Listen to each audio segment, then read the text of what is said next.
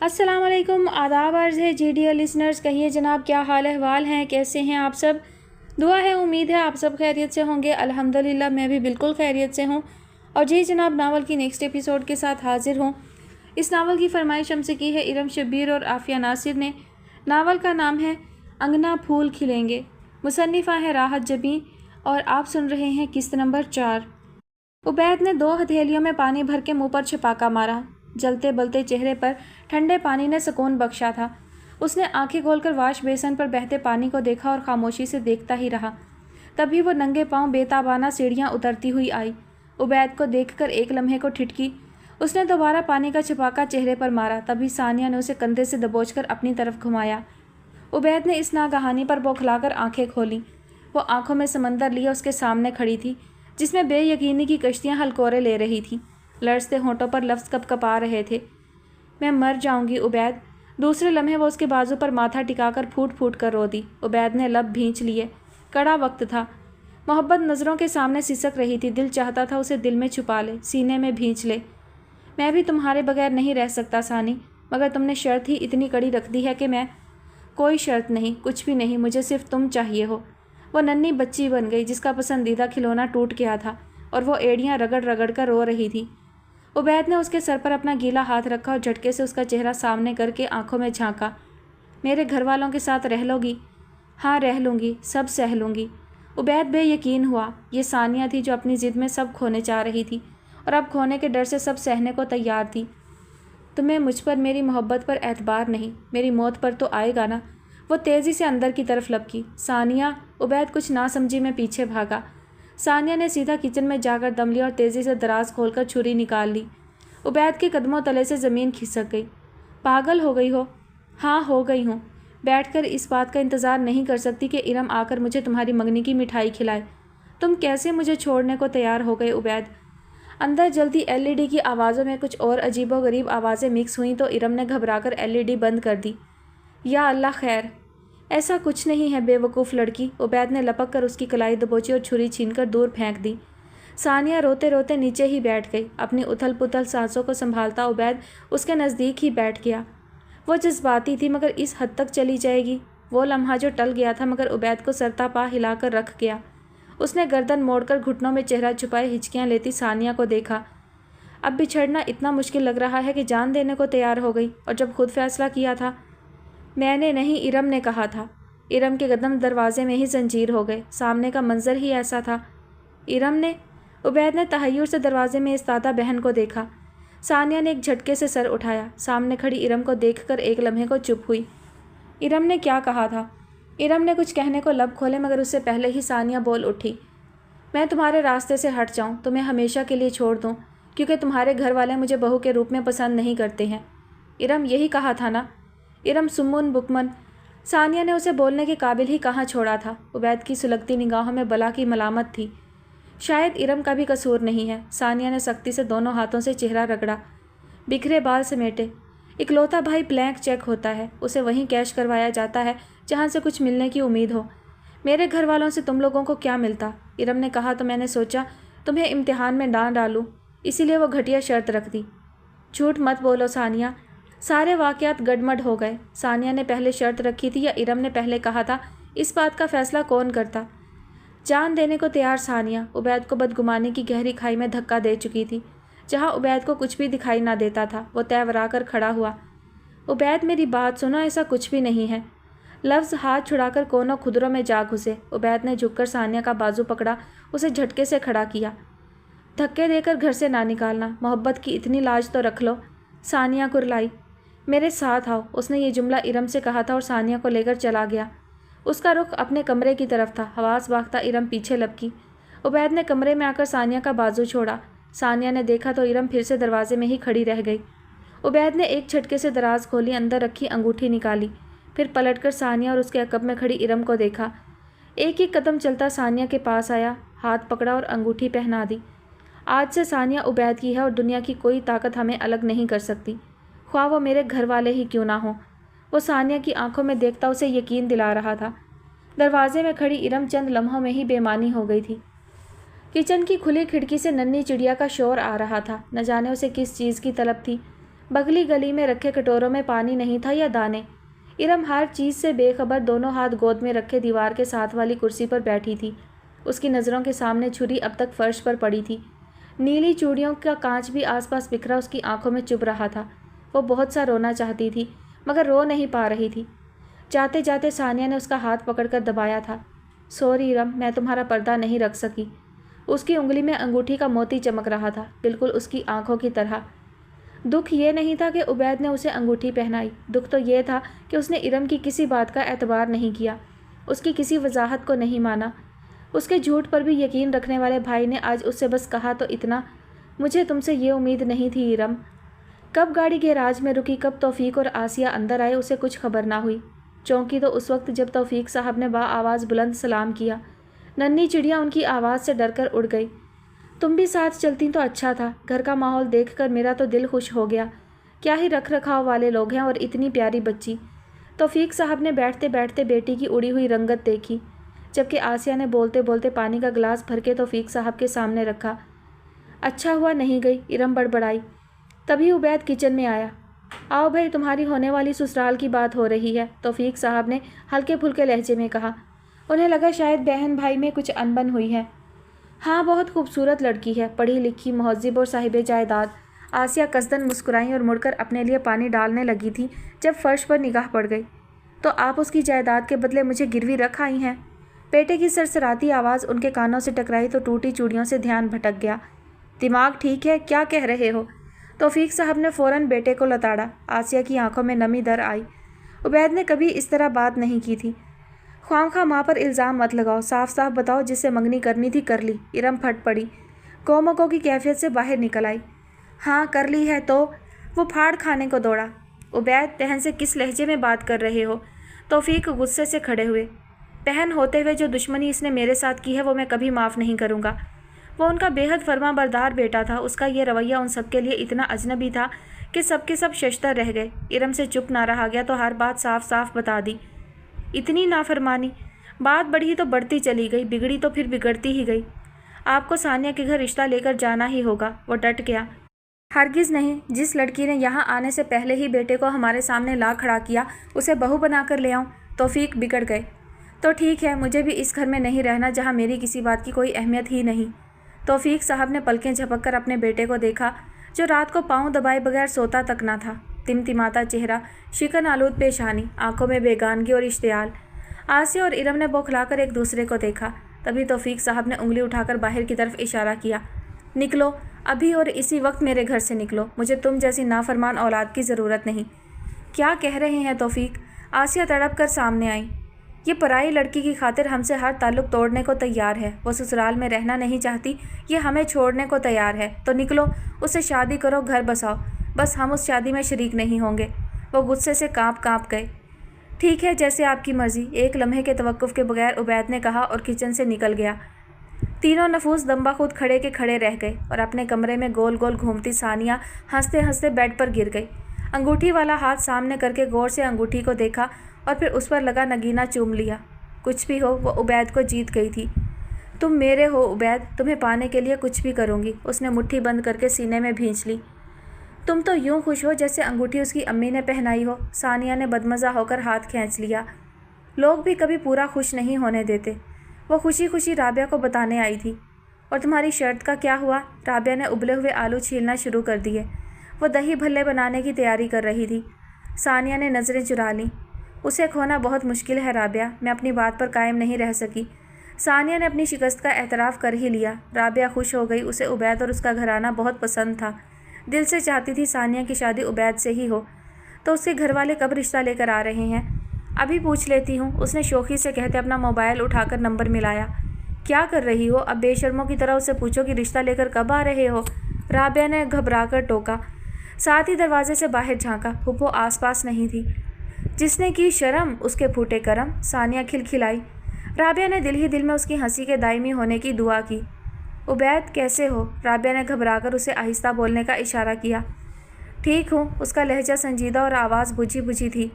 क्या हुआ? अम्मी अबू वापस आ गए? इरम ने कोई हंगामा तो नहीं किया? देखो, अगर किया भी हो तो तुम कुछ मत कहना, ख्वामखा उन सबका दिल मेरी तरफ से बुरा होगा। राबिया ने हैरत से भवें उचकाई। ثانیہ اور مصلحت اندیشی۔ ثانیہ میں گھر چھوڑ رہا ہوں۔ کیوں؟ وہ جو ڈھیلے ڈھالے انداز میں کھڑی بالوں میں انگلیاں چلا رہی تھی ایک دم سیدھی ہوئی۔ ابو نے مجھے گھر سے نکال دیا ہے۔ اکلوتے بیٹے کو گھر سے نکال دیا؟ یعنی تمہاری خوشی ان کے لیے کوئی معنی نہیں رکھتی؟ رابعہ نے بری طرح چونک کر ثانیہ کو دیکھا۔ اس کا لہجہ بجھا اور شہابی رنگت تمتمانے لگی۔ ضرور ارم نے انہیں بھڑکایا۔ رابعہ نے ایک دم اس کے بازو پر ہاتھ رکھ کر نفی میں گردن ہلائی۔ ثانیہ نے لب بھینچ لیے۔ جو کچھ بھی ہے اب تم میری امانت ہو، جلد یا بدیر میں تمہیں لے جاؤں گا۔ ابھی مشکل وقت ہے مگر گزر جائے گا۔ وہ اسے تسلیاں دے رہا تھا۔ میں بہت بدقسمت ہوں عبید، مجھے بھی کبھی خوشی مکمل نہیں ملی۔ ثانیہ کا لہجہ بھیگا عبید کو تڑپا گیا۔ تمہاری قسمت میں ہوں، مجھے بد مت کہو۔ ثانیہ نے تھکے تھکے انداز میں کال کاٹ دی۔ سب ٹھیک ہو جائے گا۔ رابعہ کو صورتحال کا اندازہ ہو گیا تھا۔ میری قسمت میں سب اتنی جلدی ٹھیک نہیں ہوگا۔ تمہیں عبید کو روکنا چاہیے تھا، وہ گھر نہیں چھوڑے۔ اس طرح بات مزید بگڑ جائے گی۔ ضرور چھوڑے، انہیں بھی تو پتہ چلے عبید کی زندگی میں ثانیہ کی کتنی اہمیت ہے۔ وہ سلگ کر بولی اور کھڑی ہو گئی۔ چلتی ہوں۔ رابعہ نے افسوس سے اسے جاتے دیکھا۔ وہ چہکتی مہکتی اسے خوشخبری سنانے آئی تھی، اب جھنجھلائی دل گرفتہ واپس جا رہی تھی۔ ثانیہ، اف! ثانیہ نے مٹھیاں بھینچ لیں۔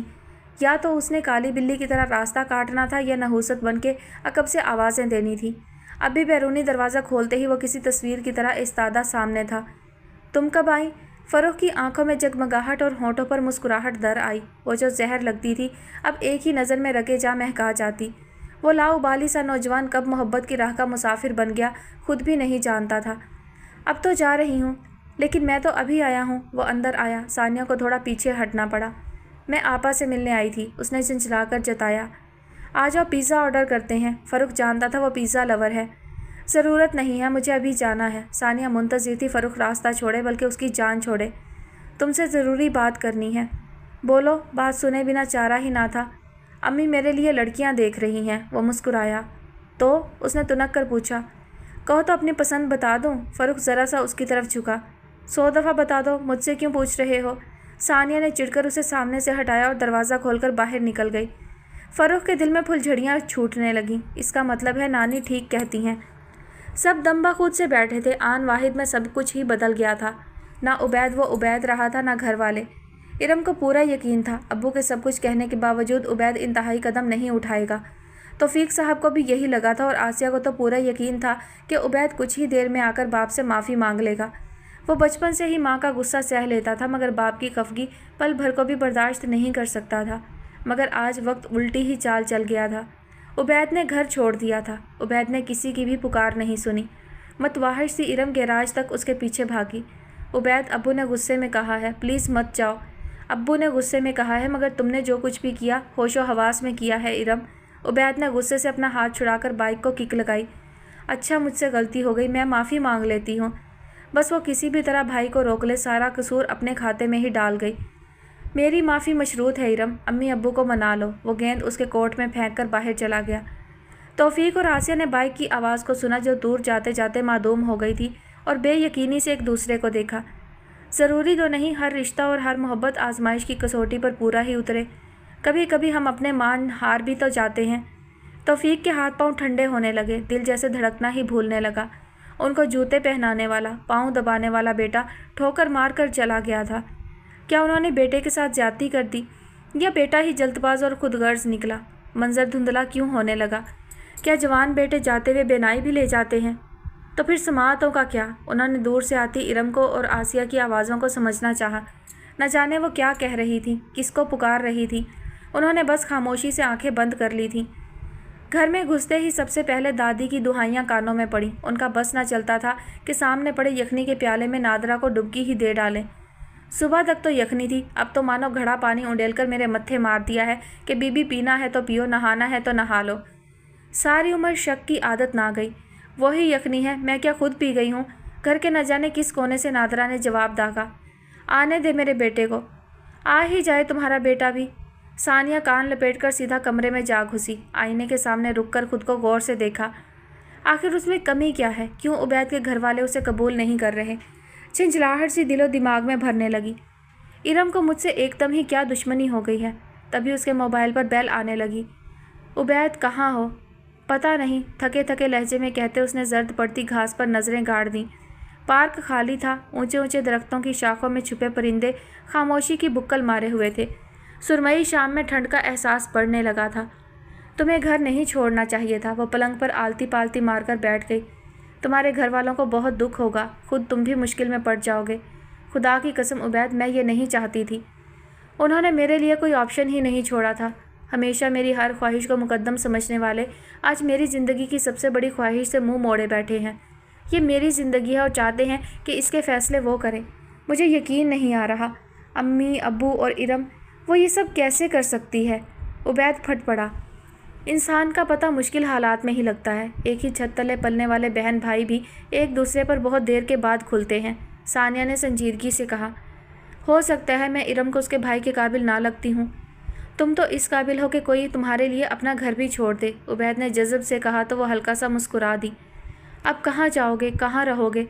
ثانیہ تبھی نادرہ وارد ہوئی۔ اپنے موبائل سے وسیم کا نمبر تو ملاؤ، اتنی دیر ہو گئی ابھی تک پہنچا کیوں نہیں؟ خدا حافظ، پھر بات کرتے ہیں۔ ثانیہ نے بے دلی سے کال کاٹ دی، پھر وسیم کا نمبر ملاتے ہوئے نادرہ سے پوچھا، دادی کیوں چلا رہی تھی؟ عادت جو ہے، نادرہ نے مسکراہٹ دبائی۔ مطلب دادی سچ ہی کہہ رہی تھی۔ بس کرو، اب اس عمر میں یخنیاں پی پی کر انہوں نے کون سی طاقت لانی ہے؟ نمبر بند ہے، ثانیہ نے بیزاری سے بتایا۔ اللہ خیر کرے، ابھی تک پہنچا کیوں نہیں؟ وہ پہنچا تو تھا، ٹیکسی سے اتر کر ٹیکسی والے کو کرایہ بھی دے دیا۔ اسی لمحے گھبرائی ہوئی ارم نے اپنے گھر کا دروازہ کھولا۔ ٹیکسی کو مڑتے دیکھ کر تیزی سے آوازیں دینے لگی۔ کیا ہوا ارم؟ اس کی گھبراہٹ اور عجلت ایک لمحے کو تو سمجھ میں نہ آیا کہ اسے وسیم سے مدد لینی بھی ہے کہ نہیں۔ پھر بے اختیار لبوں سے نکلا، ابو کو ہاسپٹل لے کر جانا ہے، عبید نہیں ہے۔ او میرے خدا، کیا ہوا انکل کو؟ پھر وہی تھا جو توفیق صاحب کو ہاسپٹل تک لے گیا۔ ارم اور آسیہ بھی ساتھ تھیں۔ توفیق صاحب کا بی پی بے حد لو تھا، ڈاکٹرز نے فوراً ڈرپ لگا دی۔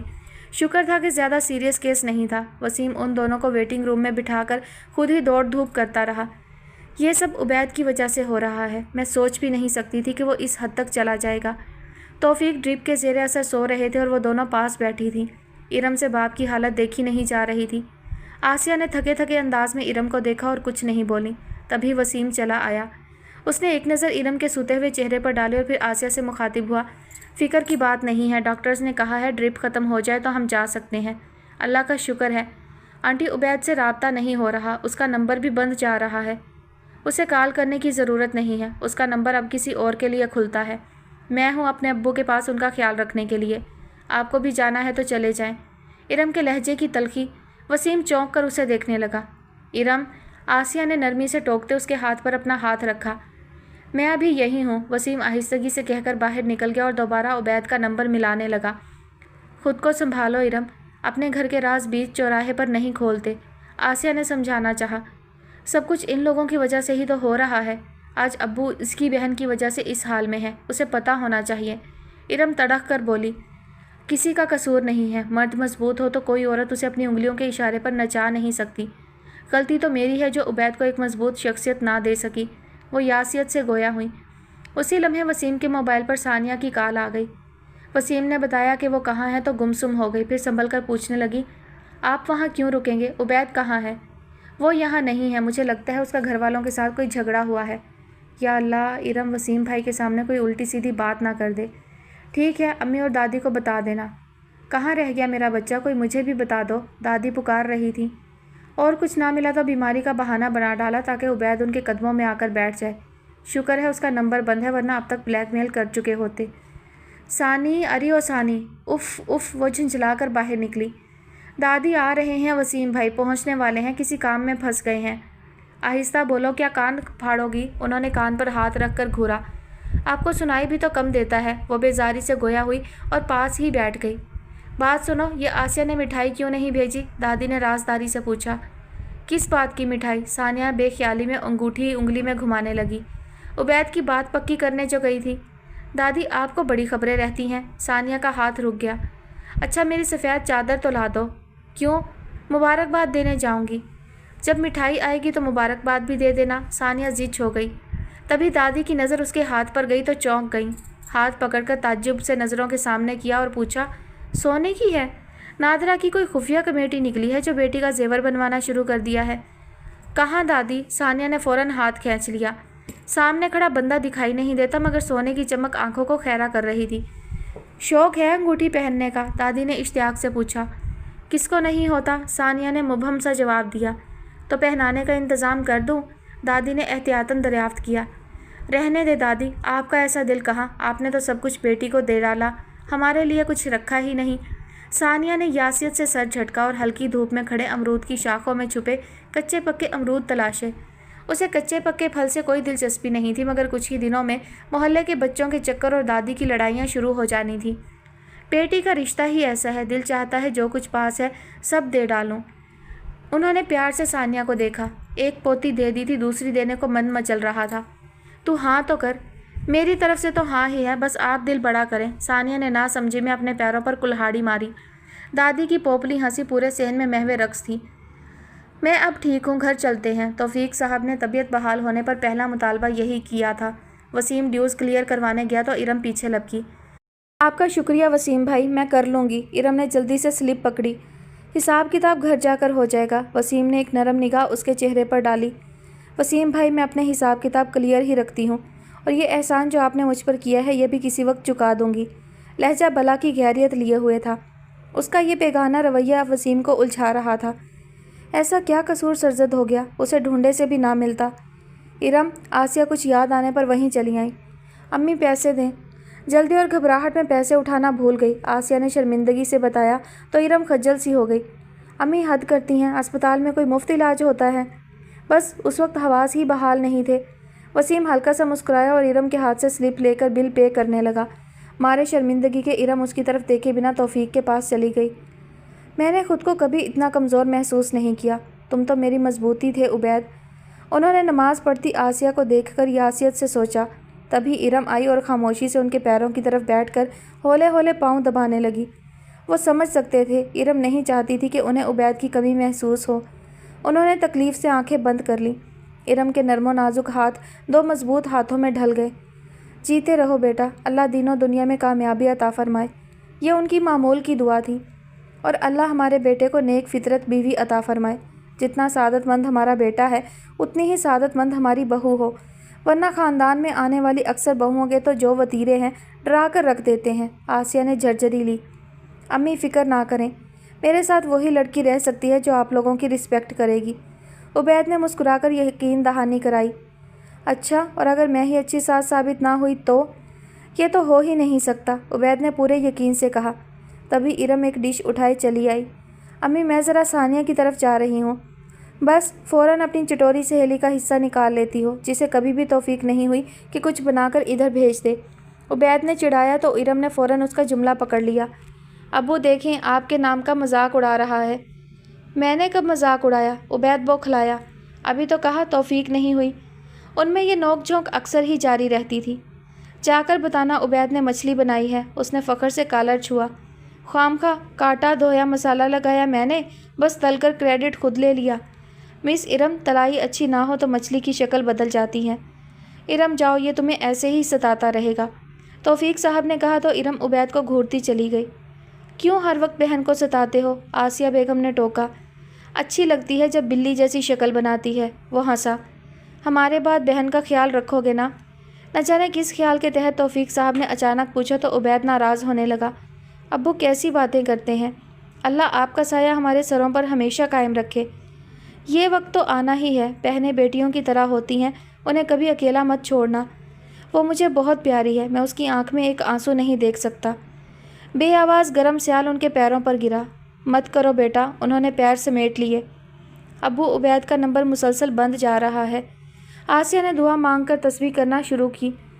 वो जैसे ही मेरे अस्पताल जाने का सुनेगा तो भागता हुआ आएगा। उन्होंने खुद को तसल्ली दी थी या इरम को, मगर अंदर कहीं इस बात का यकीन भी था। और तुमने घर छोड़ दिया? सामने बैठे फैसल ने जूस का घूंट भरते तहय्युर से दरियाफ्त किया। दूसरा जूस का गिलास उबैद के सामने धरा था, जिसे उसने हाथ भी ना लगाया था। वो इस वक्त फैसल के फ्लैट में मौजूद था, जो फैसल की शख्सियत की तरह बेतरतीब और बिखरा हुआ था। वो दोनों यूनिवर्सिटी फ़ेलो थे, जॉब अलग अलग करते थे, मगर दोस्ती अब भी कायम थी। वो पार्क में कब तक उल्लुओं की तरह बैठा रहता? उसे कहीं तो ठिकाना करना था, और वो जानता था फैसल अकेला रहता है। तो क्या करता? उन्होंने कहा मेरे घर से निकल जाओ। मतलब अगर कल को वो कहें इमारत की 10वीं मंजिल से छलांग लगा दो तो वो भी लगा दोगे? तुम मेरा मजाक उड़ा रहे हो? उबैद मशकूक हुआ।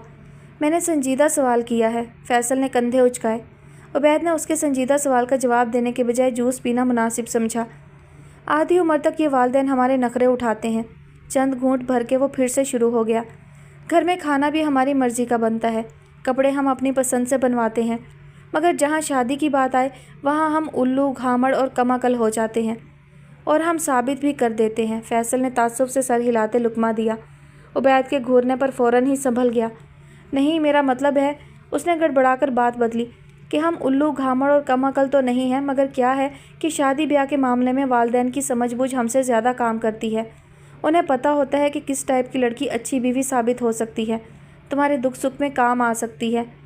تمہیں کسی سے محبت نہیں ہوئی، اسی لیے یہ لیکچر جھاڑ رہے ہو، عبید نے کوفت سے کہا تو فیصل نے سعادت مندی سے سر ہلا دیا۔ یہ بات بھی سچ ہے، مجھے کچھ دن یہاں رکنا ہوگا۔ عبید نے ادھر ادھر دیکھا۔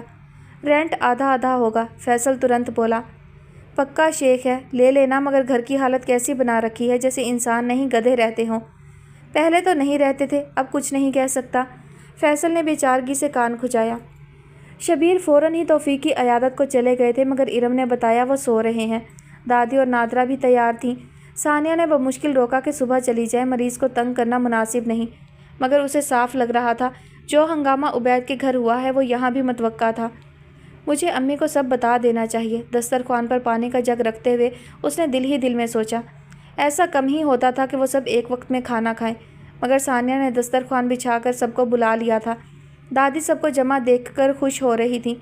تمہیں تو ارم کے پاس ہونا چاہیے تھا۔ وسیم کی نگاہوں سے ارم کا متورم چہرہ اوجھل نہ ہوتا تھا۔ میری بات ہو گئی ہے، صبح جاؤں گی، اس نے نظریں چرائیں۔ ایگزامز کی تیاری کیسی ہے؟ ٹھیک ہے۔ کیا تھا رابعہ اور آصفہ کو بھی بلا لیتے، کتنے دنوں سے دونوں نے چکر نہیں لگایا۔ دادی کو بیٹی اور پوتی یاد آئیں۔ اس لیے گھر میں سکون ہے، نادرہ بڑبڑائیں۔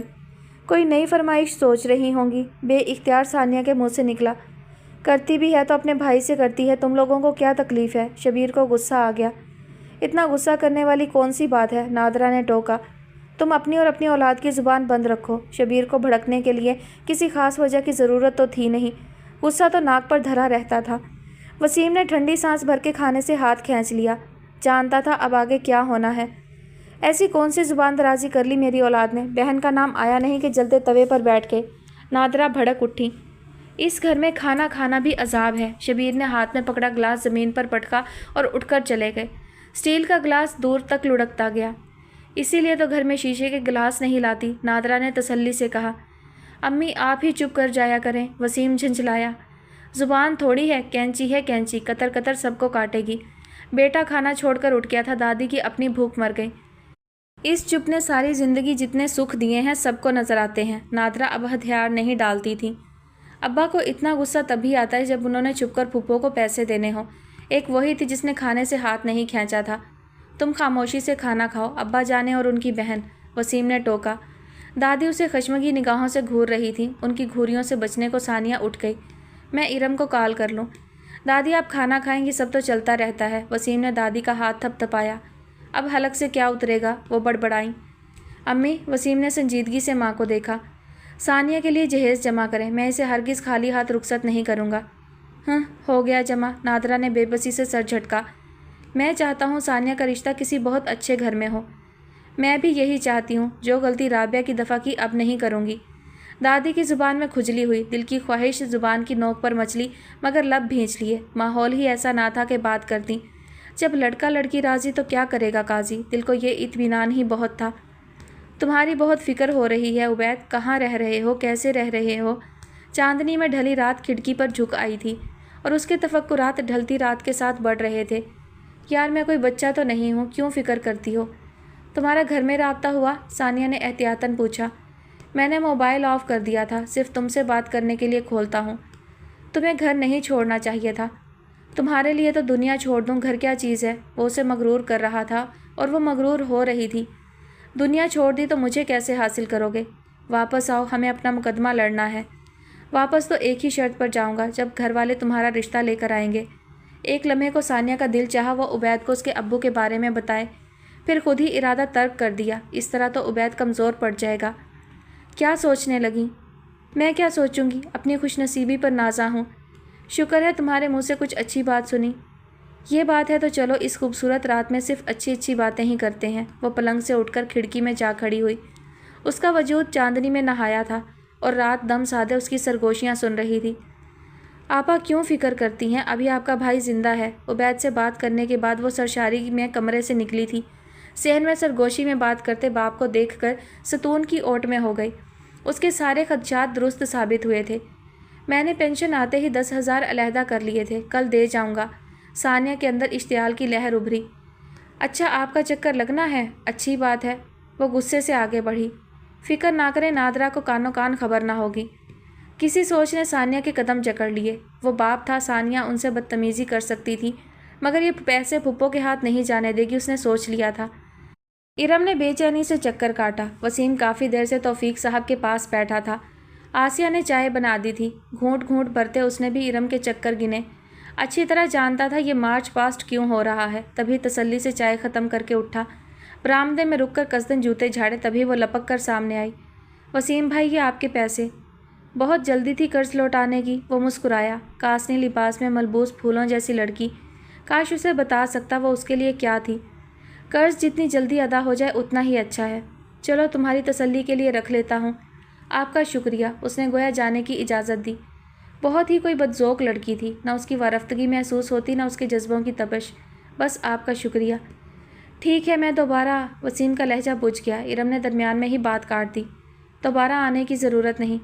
وسیم کے چہرے کے تاثرات ہی ایسے تھے کہ ایک لمحے کو ارم شرمندہ ہو گئی۔ میرا مطلب ہے آپ ایک آدھ دن کے لیے آتے ہیں، دوسروں کے گھر پر توجہ دینے کے بجائے اپنے گھر کے معاملات سلجھائیں۔ چلو تمہیں یہ تو یاد ہے کہ میں یہاں نہیں رہتا، اس لیے بار بار چکر بھی نہیں لگا سکتا۔ خدا حافظ۔ وہ یقیناً ناراض ہو کر گیا تھا۔ کاسنی لباس والی نے مڑ کر اسے جاتے دیکھا۔ کاش میں اسے بتا سکتی کہ اس کی بہن کی وجہ سے ہمارے گھر میں کیا کچھ ہو رہا ہے، مگر مجبوری تھی کہ آسیہ نے اسے سختی سے منع کیا تھا۔ انہیں ڈر تھا کہ ثانیہ اس بات کو بڑھا چڑھا کر عبید کو بتائے گی۔ وہ بگڑے معاملے کو مزید بگاڑنا نہیں چاہتی تھی۔ پورے گھر میں اٹھا پٹک جاری تھی، نہ جانے کیا کھویا تھا اور کیا تلاش کیا جا رہا تھا۔ جو بھی پوچھتا اسے جھڑکیاں ہی کھانے کو ملتی۔ ثانیہ کچن میں گھسی تھی، اسے ماں کی ساری مدد آج ہی کرنی تھی۔ ہمارا گھر بھی سرکس بنتا جا رہا ہے، ہر روز تماشا۔ کبھی ارم کے گھر سے ایسی آوازیں سنی ہیں؟ وسیم جھنجھلایا ہوا کچن میں آیا۔ آٹا گوندتی ثانیہ ٹھٹکی۔ وسیم جب سے اسپتال ارم کے ساتھ رہ کر آیا تھا تب سے اس کی باتوں میں ارم کا ذکر رہنے لگا تھا۔ امی جا کر پتہ کریں ابو کیا گم کر بیٹھے ہیں۔ نادرا بڑبڑاتی ہوئی کمرے میں آئیں اور چکرا کر رہ گئیں۔ سارا کمرہ تلپٹ تھا، کوئی چیز ٹھکانے پر نہ تھی۔ ارے کیا سوئی ڈھونڈ رہے ہیں؟ اتنی بھولی اور معصوم نہ بنو۔ وہ پھاڑ کھانے کو دوڑے۔ اب میں نے کیا کر دیا ہے؟ تم نے میرے پیسے کیوں نکالے؟ خود تو چکرائے ہوئے ہی تھے، نادرا کو بھی چکرا دیا جن کے فرشتوں کو بھی علم نہ تھا۔ کون سے پیسے؟ اب کیا چھاپ کر دکھاؤں کون سے پیسے؟ تم نے پیسے چھپا کر رکھے تھے؟ نادرا فوراً بات کی تہہ تک پہنچی۔ تبھی ثانیہ نے کمرے میں جھانکا۔ امی پھپھو آئی ہیں۔ ملکہ عالیہ کی خدمت میں سلام عرض کرنے آتی ہوں، پہلے تمہارے باپ کا خزانہ تو ڈھونڈ لوں۔ نادرا نے تنزن کہا تو ثانیہ کندھے اچکا کر چلی گئی۔ دیکھو میں تمہاری منت کرتا ہوں، میں جھوٹا پڑ جاؤں گا، تم نے لیے ہیں تو بتا دو۔ شبیر کا لہجہ منت بھرا ہو گیا۔ اللہ معاف کرے، میں کیوں تمہارے پیسے چرانے لگی؟ ان کی تکرار شروع تھی۔ ثانیہ نے بڑے اہتمام سے فروخ کا دیا سوٹ پہنا اور چائے بنانے لگی۔ آج تو قیامت لگ رہی ہو۔ اسے پورا یقین تھا وہ پیچھے آئے گا اور وہ آیا۔ سنبھل کے، کہیں قیامت برپا ہی نہ ہو جائے۔ ہو جائے، میں تو فنا ہونے کو تیار ہوں۔ وہ قریب کھسکا۔ پیچھے تو ہٹو، چائے بنا رہی ہوں، ثانیہ نے ٹوکا۔ خود کو دیکھنے تو دو، دل سے لایا تھا تبھی تو اتنا سج رہا ہے۔ اس کا دل بے ایمان ہو رہا تھا، اس کا دل چاہا اس کا ہاتھ پکڑ کر گھما ڈالے، کوئی رومانٹک سی حرکت کرنے کو دل مچل رہا تھا۔ یہ کیا بدتمیزی ہے؟ ثانیہ نے بدک کر اس کا ہاتھ جھٹکا۔ یہ بدتمیزی نہیں، محبت ہے ثانیہ، اپنی حد میں رہو سمجھے؟ وہ گرائی۔ کیا ہے میری حد؟ فروخ کو غصہ آ گیا۔ فروخ میں کوئی ایسی ویسی لڑکی نہیں ہوں کہ ایک سوٹ کے بدلے ہاتھ پکڑنے کی اجازت دے دوں گی۔ یہ حق صرف اسے حاصل ہوگا جو میری زندگی کا ساتھی ہوگا۔ ثانیہ نے چبا چبا کر بات مکمل کی اور ٹرے اٹھا کر باہر نکل گئی۔ مطلب میں رشتہ بھیجوں؟ فروخ کا غصہ جھاگ کی طرح بیٹھ گیا۔ ٹھیک ہے، بہت جلد یہ حق اپنے نام لکھوا لوں گا پرنسس۔ ثانیہ نے ذرا سا رک کر کمرے کا جائزہ لیا۔ دادی اور پھپھو میں خسر پھسر چل رہی تھی۔ شبیر صاحب بے چینی سے پہلو بدلتے انگلیاں چٹکا رہے تھے۔ نادرا کی کھوجی نظریں شبیر کی ایک ایک حرکت کا جائزہ لے رہی تھیں۔ میاں کی پریشانی بتاتی ہے کہ ان پیسوں کا تعلق آصفہ سے تھا۔ اچھا ہوا گم ہو گئے، اور مجھ سے چھپا چھپا کر رکھو۔ ثانیہ نے مسکراہٹ دباتے ہوئے ٹرے میز پر رکھی اور خود بیٹھ کر چائے کپوں میں نکالنے لگی۔ چائے ڈھنگ سے بنائی ہے یا گرم پانی میں چینی گھول کر لے آئی ہو؟ آصفہ کے کہنے پر دادی نے جھٹ سے ثانیہ کا ساتھ دیا۔ بہت اچھی چائے بنانے لگی ہے، پرچے سر پر ہیں، پھر بھی کچن کے سارے کام کرتی ہے۔ ہیں؟ ثانیہ نے تعجب سے دادی کو دیکھا۔ شکر ہے جو اس لڑکی کو بھی عقل آئی۔ بظاہر بڑبڑاہٹ تھی مگر سب نے سنی۔ ثانیہ نے تحمل سے نظر انداز کر کے باپ سے پوچھا، ابا آپ کو دوں؟ ان کو تو ضرور دو، دل ڈوبا جا رہا ہے۔ نادرا نے مسکراہٹ دبائی۔ اللہ خیر، کیا ہوا میرے بھیا کو؟ گرمی تو نہیں ہو گئی؟ شبیر کھڑے ہو گئے۔ وہ توفیق بیمار ہے تو میں ذرا اس کی عیادت کراؤں۔ جلدی آنا، میں زیادہ دیر نہیں رکوں گی۔ آصفہ نے آنکھ سے اشارہ کیا۔ بس ابھی آیا۔ اب نہ آئے، ثانیہ نے بمشکل ہنسی ضبط کی۔ بڑا پیارا سوٹ پہنا ہے، نیا سوٹ دور سے ہی اپنی چھپ دکھا رہا تھا۔ آصفہ نے دوپٹے کو چٹکی میں مسلا۔ کپڑا بھی بڑا ملائم ہے، لگتا ہے اس بار وسیم نے خوب شاپنگ کرائی ہے۔ سٹھیا گئی ہو، وہی سوٹ ہے جو تم نے فروخ کے ہاتھ بھجوایا تھا؟ دادی نے یاد دہانی کروائی۔ میں نے؟ آصفہ نے تعجب سے یادداشت کو کھنگالتے دوبارہ سوٹ کو غور سے دیکھا۔ جی پھپھو، مجھے تو اتنا پسند آیا کہ فوراً پہن لیا، ثانیہ نے معصومیت سے کہا اور ماں کے پاس جا کر بیٹھ گئی۔ میں نے بھجوایا تھا؟ آصفہ سٹ پٹا گئیں۔ جی فروخ نے تو یہی کہا تھا، ثانیہ نے سادگی سے بتایا۔ فروخ دے کر گیا ہے؟ آصفہ کو تو گویا بچھو نے ڈنک مارا۔ جی وہ تو اکثر کچھ نہ کچھ لے کر آتا ہے کہ آپ نے بھجوایا ہے۔ ثانیہ نے فروخ کی گردن کٹوانے کا پکا بندوبست کیا۔ کم وقت کی ہمت کیسے ہوئی کہ ثانیہ کا ہاتھ پکڑنے کی بھی کوشش کریں۔ آصفہ کی چائے چھلکی، نتنے پھول گئے، رہی سہی کسر دادی نے نکال دی۔ ماشاءاللہ سے دونوں بچوں میں بڑا پیار ہے۔ ثانیہ کو بری طرح کھانسی آئی، وہ فوراً وہاں سے اڑن چھو ہوئی۔ پیسوں کا قصہ تمام ہوا، اب باری فروخ کی تھی۔ آصفہ کا بس چلتا تو وہیں کھڑے کھڑے فروخ کی گردن اڑا دیتی جو انہیں چھوڑ کر چلا گیا تھا۔ وہ تو گویا جلتے توے سے اٹھ کر آئی تھیں۔ اوپر سے گنگناتی رابعہ سنائی دے گئی جس کے نئے سوٹ کا آنچل کندھے سے پھسل جاتا تھا۔ نہیں سنبھالا جاتا تو آگ لگا دو۔ جی؟ رابعہ بوکھلا گئی۔ ایک تو اتنی جلدی ان کی آمد ہی غیر متوقع تھی۔ کوئی شرم کوئی حیا ہے؟ گھر میں جوان دیور ہے اور تمہارا پلو نہیں سنبھل رہا۔ رابعہ نے گھبرا کر دوپٹہ سنبھالا۔ فروخ کمبخت، ادھر آ، میں تیرے گٹے گوڈے سیکوں۔ ان کی آواز کیا سورہ اسرافیل تھی۔ فروخ بوکھلا کر نکلا۔ آصفہ چیل کی طرح جھپٹی۔ ناز پیٹے، میرا نام لے کر اس چڑیل کو تحفے دیتا رہا ہے، اتنے مہنگے جوڑے، بتا اور کیا کیا دیتا رہا ہے۔ کس کی بات کر رہی ہیں؟ تیری ماں کی بات کر رہی ہوں۔ آصفہ نے اس کے کندھے پر 2 ہتھڑ مارا۔ بھری دنیا میں تحفے دینے کے لیے ثانیہ ہی ملی تھی، کیا لگتی ہے جو ماں سے چھپا کر اسے تحفے دیتا رہا ہے؟ رابعہ ہکا بکا رہ گئی۔ فروخ اور ثانیہ؟ نہیں لگتی تو لگ جائے گی، مجھے پسند ہے، اس سے شادی کرنا چاہتا ہوں۔ اس نے آصفہ کے سر پر بم پھوڑا۔ میں ایک ایک سے قرآن اٹھواؤں گا، میرے ہی گھر سے میرے پیسے چوری ہو گئے۔ شبیر صاحب نے ہنگامہ اٹھا رکھا تھا۔ وسیم کہاں ہے؟ اس کو بلاؤ۔ وسیم کو بلانے کی ضرورت نہیں ہے ابا، ثانیہ سامنے آ کھڑی ہوئی۔ پھر کیا تمہاری ماں نے نکالے ہیں؟ نہیں، میں نے لیے تھے، اس نے جرأت سے اعتراف کیا۔ کون سے پیسے؟ کس نے لیے؟ کیوں شور مچا رہے ہو شبیر احمد؟ دادی نے چڑھ کر دریافت کیا۔ تم نے لیے تھے؟ میں نے کہا تھا ابا، اب ہمارا حق کسی اور کو نہیں ملے گا۔ میری نظروں سے دور ہو جا کمبخت۔ وہ غصے سے کانپ گئے۔ جا رہی ہوں، اب آئندہ میں پھپھو کو بلا وجہ آپ سے پیسے بٹورنے نہیں دوں گی، وہ کہہ کر فوراً نظروں سے غائب ہوئی۔ شبیر کو ہکا بکا کھڑی نادرا ہی دکھائی دی۔ یہ تربیت کی ہے تم نے اولاد کی؟ اللہ کا شکر ہے، نادرا نے گہری سانس بھری۔ میرے بچوں کو اپنے حق حقوق کا تو پتہ ہے، میں نے تو ساری زندگی جی حضوری میں کاٹ دی۔ بس یہی پٹیاں پڑھایا کرو اولاد کو، ایسی لڑکیاں سسرال میں بسیں گی؟ دادی نے مقدور بھر لتاڑنا چاہا۔ اللہ کا خوف کریں اماں، کیوں نہیں بسے گی؟ نادرا تڑپ کر بولی، اور انشاءاللہ بہت اچھے گھر میں بسے گی، رابعہ کی طرح اس کی قسمت نہیں پھوڑوں گی۔ بڑے بول مت بولو، دادی مدھم ہوئی۔ اب میں آپا کو کیا منہ دکھاؤں گا؟ شبیر احمد نے بھانڈا پھوڑا۔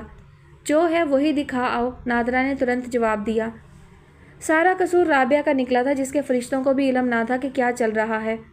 ہر وقت آپا آپا، تو یہ چٹک مٹک اسی لیے ہو رہی تھی کہ فروخ کو قابو کر کے اپنی بہن بھی یہاں لے آئے۔ خدا کی قسم مجھے کسی بات کا نہیں پتہ۔ آپا کے جوڑے، آپا کی پسند، بھاگ بھاگ کر ماموں کے گھر کے چکر، اللہ تجھے سمجھے نادرا، میرے دونوں لڑکے قابو کر لیے، مفت میں پھانس لیے۔ مجھے کیوں گھسیٹ رہی ہیں؟ میں نے تو آپ کی پسند سے شادی کی ہے۔ سہیل کو باقی تو کوئی بات سمجھ میں نہ آئی تھی کہ ابھی گھر آیا تھا، مگر آخری جملے کا جواب ضرور دیا۔ ہاں تو جب اس گھر سے ایک لڑکی آ سکتی ہے تو دوسری کیوں نہیں؟ فروخ نے دہائی دی۔ ڈوب کے مر، اس دن تمہارے منہ پر تمہاری اوقات سنا کر گئی تھی وہ لڑکی، خاندان کی باقی لڑکیاں مر گئی ہیں جو تمہیں یہ ہری مرچ ہی پسند آئی ہے۔ وہ جیسی بھی ہے مجھے قبول ہے۔ ہائے محبت، بلکہ اندھی محبت۔ آصفہ کا واویلا آسمان چھونے لگا۔ میں ہرگز ثانیہ کا رشتہ لے کر نہیں جاؤں گی، آصفہ نے اعلان کیا۔ تو مجھے بھی اس گھر میں نہیں رہنا، فاروق نے فیصلہ سنایا۔ ثانیہ کی وجہ سے ایک اور ماں بیٹا ایک دوسرے کے مقابل آ گئے تھے۔ ایک لمحے کو آصفہ کو سانپ سونگھ گیا، بے یقینی سے فاروق کو دیکھا۔ وہ شروع سے ہی لاڈلا اور منہ زور تھا، اپنی من مانی کا عادی، مگر گھر چھوڑنا وہ بھی ایک لڑکی کی خاطر، اندر کہیں آگ بھڑکی اور سرتا پا جھلسا گئی۔ ایسی شکست، ایسی ہار، وہ بھی نادرہ کی بیٹی کے ہاتھوں۔ وہ رابعہ کی طرف لپکی۔ کون سے تعویذ گھول کر پلاتی رہی ہیں ماں بیٹیاں، اس سے قبل کہ وہ رابعہ کے بال ہی نوچ لیتی، سہیل سامنے آ گیا۔ اماں ہوش کریں، کیا ہو گیا ہے؟ اماں کیا ہوش کرتی، یہاں تو دیکھتے ہی دیکھتے حالات بدل گئے، جذبات بدل گئے۔ ان کے اپنے بیٹے ان کے سامنے آ کھڑے ہوئے تو پیچھے بچا کیا تھا؟ آصفہ کا واویلا آسمان چھونے لگا۔ تھر تھر کانپتی رابعہ شوہر کے پیچھے چھپی جا رہی تھی، جو بے بسی سے دانت پیستے ماں کو خاموش کروا رہا تھا۔ فاروق نے بیزاری سے پیشانی مسلتے ماں کو دیکھا مگر بولا کچھ نہیں۔ ماں کے اندر کا غبار باہر آنا ضروری تھا۔ جب وہ روتی پیٹتی صوفے پر گر کر اتھل پتھل سانسیں بحال کرنے لگی، تب اس نے تسلی سے دریافت کیا، آپ چلیں گی یا نانی سے کہوں میرا رشتہ مانگے؟ میری جاتی ہے جوتی۔ آصفہ نے سارا واویلا رائے گاں جاتا دیکھ کر چپل کھینچ ماری۔ چپل فاروق کے سینے سے ٹکرا کر نیچے گری۔ فاروق کا چہرہ سرخ ہو گیا۔ اس نے سر جھکا کر چپل کو دیکھا، اسے ٹھوکر سے اڑایا اور بگولے کی طرح نکلا۔ سہیل اس کے پیچھے لپکا کیونکہ فاروق کی ضد سے اچھی طرح واقف تھا۔ گھر سے نکل جاتا تو واپس لانا مشکل تھا۔ دفع ہو، جہاں کی خاک چاٹنی ہے جا کے چاٹ، آصفہ چلائیں۔ فاروق رکنا یار، سہیل بمشکل اسے دروازے تک پکڑ پایا۔ مجھے اس گھر میں نہیں رہنا جہاں میری بات کی کوئی ویلیو ہی نہ ہو۔ تمہیں بھی پتہ ہے امی کو ثانیہ پسند نہیں ہے، ورنہ اگر وہ رابعہ کو بہو بنا سکتی ہیں تو انہیں ثانیہ پر کیا اعتراض ہوگا؟ مجھے تو پسند ہے اور شادی بھی میں نے کرنی ہے اور کوئی غیر خاندان کی نہیں، امی کے بھائی کی بیٹی ہے۔ سہیل کو اندازہ ہونے لگا عشق سر چڑھ کر بول رہا ہے۔ اچھا ٹھیک ہے، گھر چھوڑنے کی ضرورت نہیں، میں اماں سے بات کرتا ہوں۔ سہیل کے مفاہمت پسند صلح جو انداز پر فاروق دھیما پڑ گیا۔ صرف بات نہیں کرنی، انہیں منانا ہے بھائی۔ منا لوں گا، ہتھیلی پر سرسوں تو نہ جماؤ، چلو میرے ساتھ، چھوٹی چھوٹی باتوں پر گھر نہیں چھوڑتے۔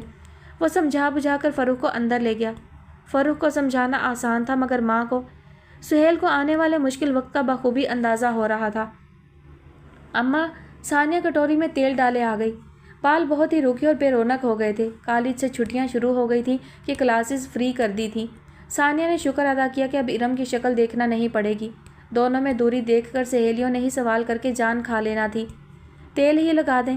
موبائل پر ڈرامہ دیکھتی نادرہ بدمزہ ہو گئی۔ ٹیمپو ہی ٹوٹ گیا، خود لگا لو۔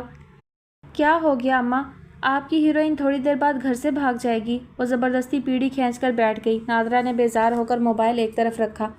اب اتنا منہ نہ بنائیں، آسیہ خالہ کو دیکھا ہے کیسے ارم کے بالوں اور سکن کی حفاظت کرتی ہیں؟ ایک تو یہ پڑوسن مجھے لے کر بیٹھ گئی ہے۔ نادرہ بڑبڑاتے ہوئے تیل لگا کر مالش کرنے لگی۔ اسی جیلسی میں آپ نے کبھی ان کے ساتھ بنا کر نہیں رکھی، ثانیہ نے گلہ کیا۔ نادرہ بھی کیا کرتی؟ جس دن آسیہ چکر لگا کر جاتی یا دادی ان کے گھر سے ہو کر آتی، سارا دن انہیں نادرہ کے ہر کام میں کیڑے دکھائی دیتے۔ آسیہ کی کوکنگ، آسیہ کے گھر کا سلیقہ، صفائی، ان کے تو کان پک جاتے۔ بجائے آسیہ سے کچھ سیکھنے کے وہ ان کی صحبت سے دور ہی بھاگتی۔ وہ تو دادی کی ٹانگوں نے چلنے سے انکار کیا اور نادرہ کے رویے سے آسیہ پیچھے ہٹی تو نادرہ نے سکون کا سانس لیا۔ ہاں، حسد کرتی ہے میری جوتی۔ ایویں بس کچھ لوگوں کو ہر وقت اپنی تعریفیں کرنے کا شوق ہوتا ہے۔ سبھی کرتے ہیں۔ ثانیہ کا لہجہ مدھم ہو گیا۔ نادرہ کی توجہ موبائل پر مرکوز ہو گئی، الٹے سیدھے ہاتھ مار کر چوٹی گوند دی۔ ثانیہ خاموشی سے امرود کی شاخوں میں چھپے پکے ہوئے امرود ڈھونڈنے لگی۔ اسے امرود پسند نہیں تھے مگر ارم اور عبید چھوڑتے نہیں تھے۔ دونوں امرود توڑ کر اسی کی سیڑھیوں پر بیٹھ کر کچر کچر کھاتے اور اسکول کی ساری باتیں دہراتے۔